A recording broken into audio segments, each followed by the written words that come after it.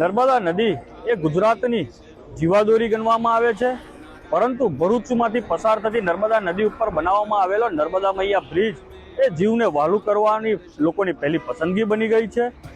આ બ્રિજ આત્મહત્યા કરવા માટે પ્રેરિત કરતો હોય તેમ ભરૂચ જિલ્લાના જ નહીં પરંતુ આજુબાજુના જિલ્લાના લોકો પણ અહીંયા આવીને આત્મહત્યા કરી રહ્યા છે। આંકડા જોવા જઈએ તો 22થી વધુ લોકોએ અહીંયાથી મોતની છલાંગ લગાવી મૃત્યુ પામ્યા છે।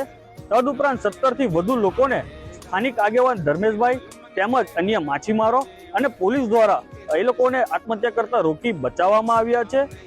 ઉપરાંત આ નદીની અંદરથી અસંખ્ય માત્રાની અંદર લાશો મળી છે।